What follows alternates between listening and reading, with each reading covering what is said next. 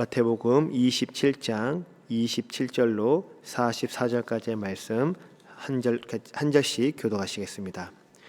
이에 총독의 군병들이 예수를 데리고 관정 안으로 들어가서 온 군대를 그에게로 모으고 그의 옷을 벗기고 홍포를 입히며 가시관을 엮어 그 머리에 씌우고 갈대를 그 오른손에 들리고 그 앞에서 무릎을 꿇고 희롱하여 이르되 유대인의 왕이여 평안할지어다 하며 그에게 침뱉고 갈대를 빼앗아 그의 머리를 치더라. 희롱을 다한 후 홍포를 벗기고 도로 그의 옷을 입혀 십자가에 못 박으려고 끌고 나가니라. 나가다가 시몬이란 구레네 사람을 만나매 그에게 예수의 십자가를 억지로 지워 가게 하였더라.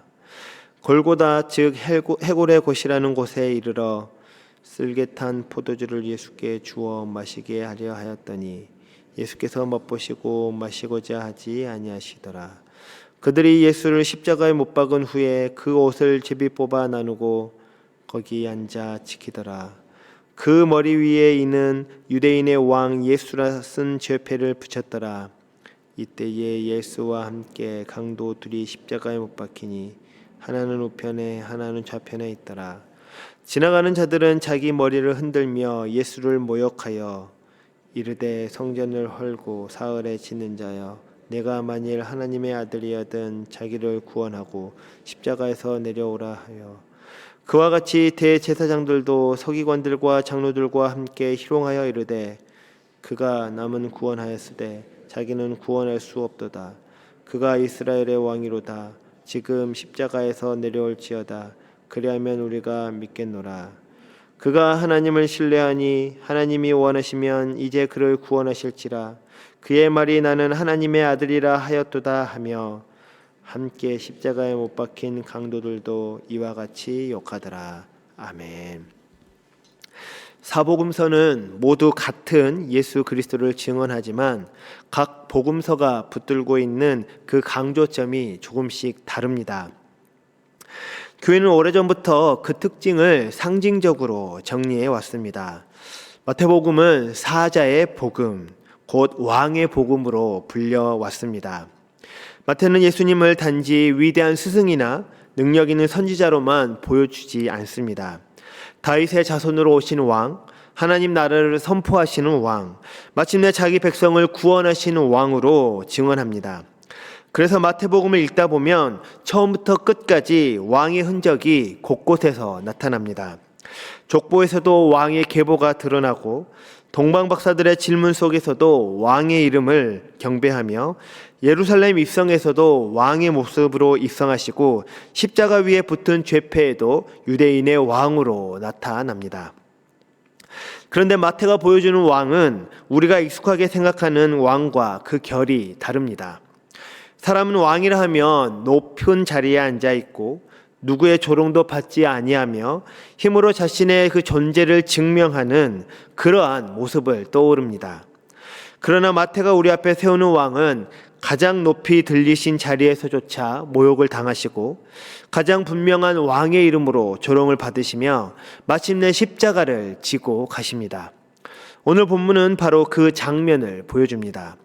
왕의 복음인 마태복음이 우리에게 들려주는 십자가의 이야기는 왕의 영광이 어떻게 드러나는가의 이야기이면서 동시에 하나님께서 우리와 함께 하시겠다라는 그 약속을 어떤 길로 이루셨는가를 보여준다라고 할 수 있습니다. 마태는 예수님의 십자가를 단지 한 사람의 처형 장면으로 기록하지 않습니다. 그가 의도적으로 붙들고 있는 것은 예수님께서 어떤 모습으로 그 길을 지나가셨는가 하는 것입니다. 총독의 군병들이 예수를 관정 안으로 데리고 들어가 온 군대를 모읍니다. 그의 옷을 벗기고 홍포를 입히며 가시로 엮은 그 관을 예수님의 머리에 씌우고 갈대를 오른손에 들립니다. 그 앞에 무릎을 꿇고 유대인의 왕이여 평안할지어다 하며 희롱하고 침뱉고 그 갈대로 머리를 때립니다. 본문 안에는 왕의 옷도 있고 왕관도 있으며 홀도 있고 그리고 경배의 몸짓도 있습니다. 그러나 그 모든 것은 왕을 높이기 위한 것이 아니라 왕을 조롱하기 위한 도구로 사용됩니다. 마태는 이 장면을 통해 예수님의 고난을 말하기에 앞서 그 고난이 어떤 성격의 고난인지를 분명하게 드러냅니다.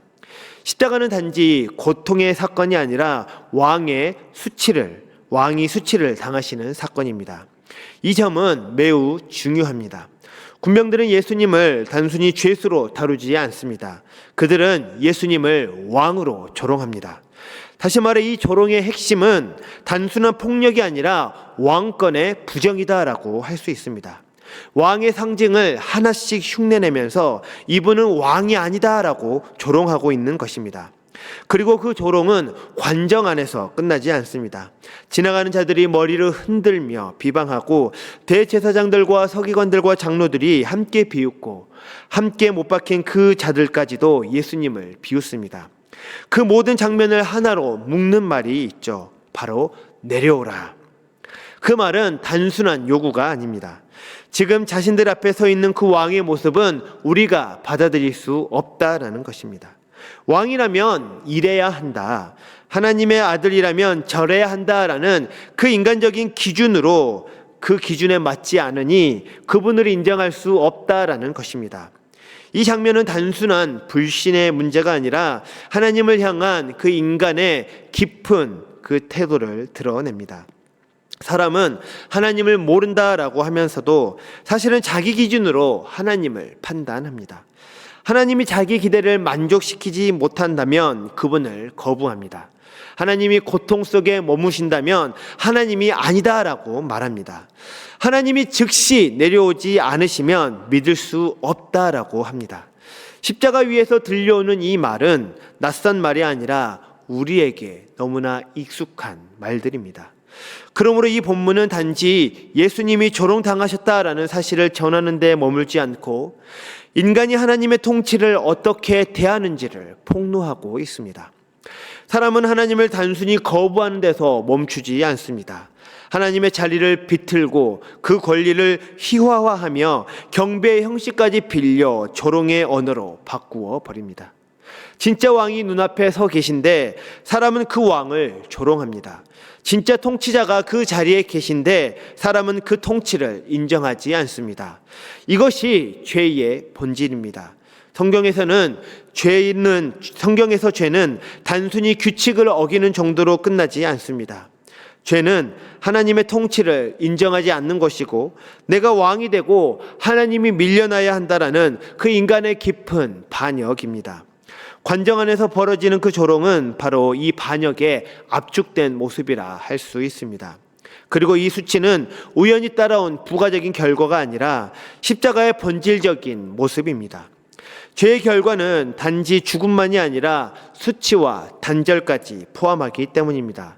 죄는 하나님과의 관계를 끊어놓고 사람의 존엄을 무너뜨리며 그 사람을 하나님 앞에서 숨게 만들고 서로를 향해 얼굴을 들지 못하게 합니다.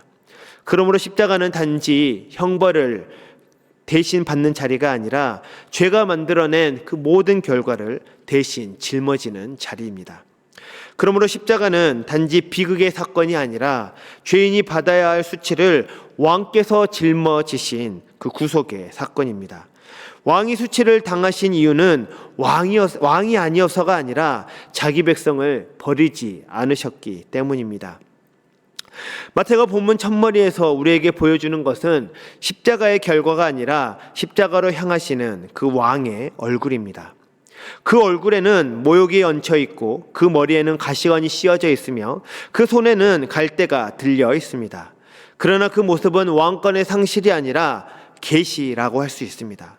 세상이 조롱으로 비튼 그 상징들 속에서 하나님은 자기 왕을 숨기지 않으셨습니다. 그리고 그 수치는 마침내 십자가에 이릅니다. 마태가 보여주는 십자가는 단지 한 왕이 비참하게 죽임을 당하는 장면이 아닙니다. 그 왕이 자기 백성과 함께 하시기 위하여 어디까지 내려가셨는가를 보여주는 장면이다라고 할 수 있습니다. 십자가 아래 서 있는 사람들은 모두 물러납니다. 군병들은 일을 마친 사람들처럼 그 자리를 지키며 구경하고 지나가는 사람들은 고개를 흔들며 떠나가고 종교 지도자들은 조롱을 남긴 채 물러갑니다. 함께 못 박힌 자들까지 같은 말을 쏟아내며 등을 돌리고 있습니다. 그 자리에 남아있는 것은 이해도 아니고 동정도 아니며 위로도 아닙니다. 오직 그 침묵과 고립만이 남아 있습니다. 그런데 예수님은 그 십자가의 자리를 떠나지 않으십니다. 그 자리가 얼마나 깊은 수치의 자리인지, 얼마나 견디기 어려운 그 버림의 자리인지 아시면서도 그 자리를 비우지 않으십니다. 아무도 남지 않는 자리, 누구도 곁에 서지 않는 자리, 모든 관계가 그 끊어진 그 십자가의 자리에 그대로 머물러 계십니다. 이것은 단지 그분이 남들보다 더 인내하실 수 있기 때문에 그 자리에 계신 것이 아닙니다. 하나님께서 사람에게 어떻게 가까이 오시는지를 보여주는 장면입니다. 사람은 고통의 자리를 피하려 하고 수치의 자리를 벗어나려 하며 버림의 자리에서 도망치려 합니다. 그 자리는 견딜 수 없는 자리이기 때문입니다. 사람은 혼자 되는 자리를 피합니다. 그러나 예수님은 그 자리를 피하지 않으십니다. 사람이 끝까지 남아있지 못하는 그 자리에 끝까지 계시며 사람이 더 이상 함께할 수 없는 그 지점에 혼자 그 십자가의 자리를 받아들이십니다. 바로 이것이 하나님이 우리에게 다가오시는 방식이십니다. 멀리서 바라보는 방식이 아니라, 설명으로 위로하는 방식이 아니라, 사람이 가장 두려워하는 그 자리, 가장 피하고 싶은 자리, 끝내 혼자가 되고 마는 그 자리까지 들어오셔서 그 자리를 대신 감당해 주십니다.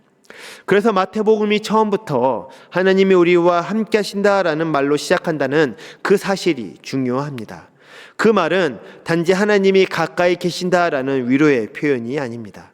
하나님이 어떤 방식으로 우리와 함께 하시냐라는 것을 묻는 질문입니다. 그리고 십자가는 그 선언에 대한 대답이다라고 할 수 있습니다. 하나님은 우리와 함께 하시기 위해 사람이 가장 멀어지는 그 자리까지 오십니다. 사람이 하나님을 밀어내는 그 자리까지 들어오십니다. 사람이 하나님을 거부하는 그 자리에서도 떠나지 않으십니다. 그래서 십자가는 하나님이 떠나신 자리가 아니라 하나님이 끝까지 남아 계신 자리입니다. 때때로 우리는 하나님이 함께 하신다면 억울함이 바로 풀리고 고통이 즉시 멈추고 십자가에서라도 내려와 주셔야 한다라고 생각합니다. 지나가는 자들과 종교 지도자들이 예수께 내려오라라고 외친 것도 바로 그러한 기대였습니다. 하나님은 우리의 목적에 맞게 즉시 문제를 뒤집어 주시는 분으로만 일하지 않으십니다.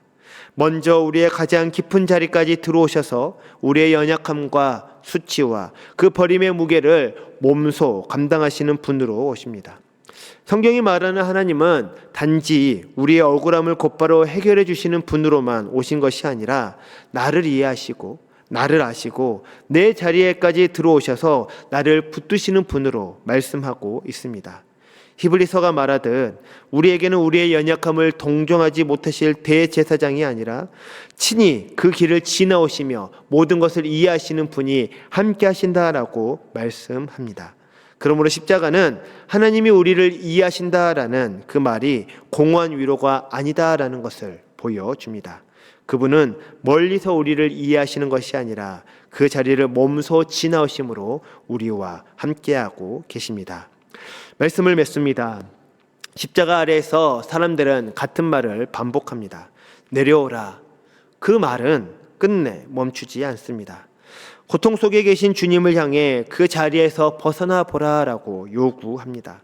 사람은 여전히 같은 방식으로 하나님을 이해하려 합니다.